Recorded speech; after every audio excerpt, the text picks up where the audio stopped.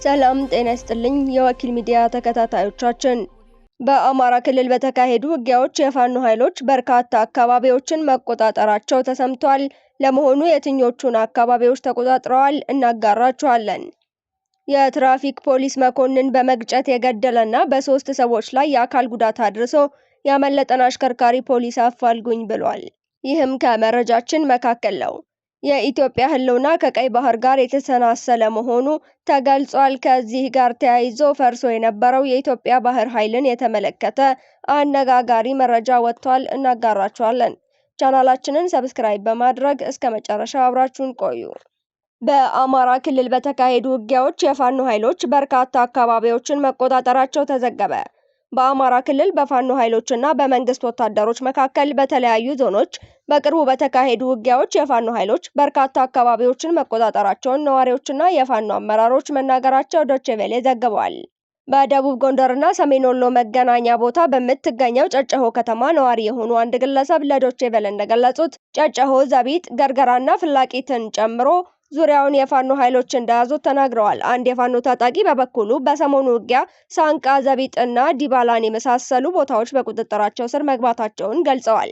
ዶቼ ቬለ በፋኖ ታጣቂዎች ተያዙ ስለተባሉ አካባቢዎች ከገለልተኛ ወገን ማረጋገጫም ሆነ ማስተባበያ ለማግኘቱን ጠቅሷል። የመከላከያ ሰራዊት ቃል አቀባይ ብርጋዴር ጀነራል ጌትነት አዳነ ስለ ሁኔታው ሲጠየቁ ከመንግስት ኮሚኒኬሽን በኩል ካልመጣ በስተቀር መልስ እንደማይሰጡ ተናግረዋል። ከመብራት ክፍያ ጋር በተያያዘ ደንበኞች መከተል የሚገባቸው አማራጮች ተገለጹ። ከመብራት ክፍያ ጉዳይ ጋር በተያያዘ ደንበኞች መከተል የሚገባቸው አማራጭ መፍትሄዎች መኖራቸውን በኢትዮጵያ ኤሌክትሪክ አገልግሎት የሽያጭና ደንበኞች አገልግሎት ዳይሬክተር የሆኑት አቶ ይሄ ስዩም ገልጸዋል። በዚህም ቆጣሪ ሳይነበብ ያለ አግባብ ከፍተኛ ፍጆታ የተጠየቁ ደንበኞች በፍጥነት ቢያመለክቱ ክፍያ ለመክፈል የጊዜ ገደብ የሚሰጥበት አግባብ መኖሩን ገልጸዋል። ለድህረ ክፍያ ቆጣሪ ተጠቃሚዎች ደንበኛው ራሱ በቴሌግራም ቦት ንባቡን ቢል እንዲሆንለት ወደ ተቋሙ ሲስተም የሚልክበት ስርዓት እየተዘረጋ መሆኑን አመላክተዋል። በሌላም በኩል የቅድመ ክፍያ ቆጣሪዎችን እና ስማርት ሜትር የሚባሉትን ቆጣሪዎች በማስፋፋት አንባቢ ሳይሄድ ቆጣሪዎች ንባባቸውን ቀጥታ በሲስተም ወደ ሰርቨር የሚልኩ አይነት የቴክኖሎጂ ውጤቶችን ስራ ላይ የማዋል ስራዎችም እየተሰሩ መሆኑን ገልጸዋል። ደንበኛ በራሱ ሳይሆን በተቋሙ የአሰራር ችግር የተፈጠረበትን ጫና በተመለከተ የጊዜ ገደብ የሚሰጥበት ሁኔታ መኖሩን ያመላከቱት ዳይሬክተሩ ሪጅኖች እንደ ገንዘቡ መጠን የ3 ወር የጊዜ ገደብ መስጠት እንደሚችሉና ወደ ስራ አስፈጻሚ ሲመጣም እስከ 6 ወር የጊዜ ገደብ እንደሚሰጥ አረጋግጠዋል። በሰዎች ላይ ሞትና የአካል ጉዳት ያደረሰን ግለሰብ ፖሊስ አፋልጉኝ አለ። በምዕራብ ወለጋ ዞን ጉሊሶ ወረዳ ጉሊሶ 02 ቀበሌ ውስጥ በስራ መደቡ ላይ ሆኖ ህግን እያስከበረ ያለ የትራፊክ ፖሊስ መኮንን በመግጨት የገደለና በ3 ሰዎች ላይ የአካል ጉዳት አድርሶ ያመለጠን አሽከርካሪ በቁጥጥር ስር ለማዋል የምዕራብ ወለጋ ፖሊስ የህብረተሰቡን ትብብርና ድጋፍ ጠይቋል። ታምራት ምትኩ ረጋሳ የተባለ የ31 ዓመት አሽከርካሪ በስራ ላይ ህግን እያስከበረ ያለ የትራፊክ ፖሊስ መኮንን ገጭቶ በመግደል 3 ሰዎች ላይ የአካል ጉዳት አድርሶ መሰወሩን የዞኑ ፖሊስ ዋና መምሪያ የኮሚኒኬሽን ክፍል ኃላፊ ዋና ኢንስፔክተር ቾቾ ኢቱ አስረድተዋል።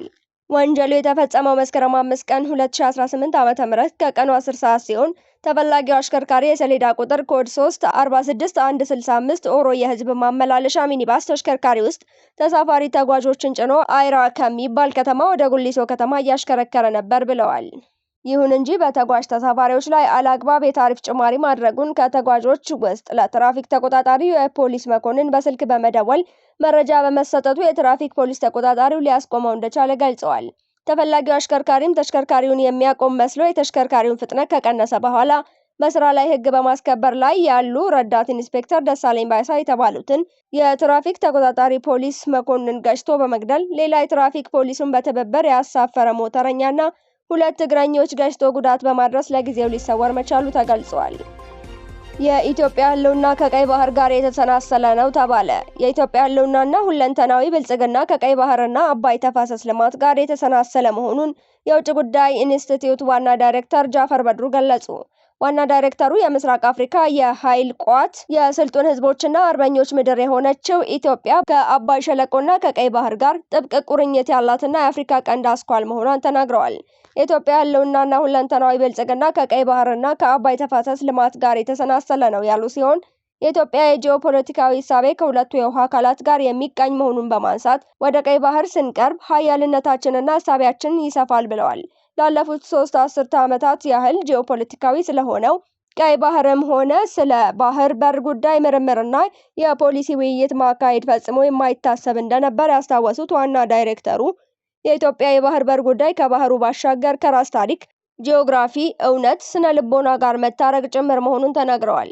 የሰመራ ዩኒቨርሲቲ ፕሬዝዳንት ዶክተር መሐመድ ኡስማን በበኩላቸው የኢትዮጵያ የቀይ ባህር በርን የማግኘት ፍላጎት ከታሪክ፣ ከጂኦግራፊና ቀጠናዊ ደህንነት ጋር በቀጥታ የሚያያዝ ጉዳይ መሆኑን ገልጸዋል። ከበርካታ ዓመታት በፊት ፈርሶ የነበረውን የኢትዮጵያ ባህር ኃይል መልሶ በማደራጀት በሰው ኃይል፣ በአደረጃጀት፣ በቴክኖሎጂ አስተማማኝና ጠንካራ ሰራዊት እየተገነባ እንደሚገኝም ተገልጿል።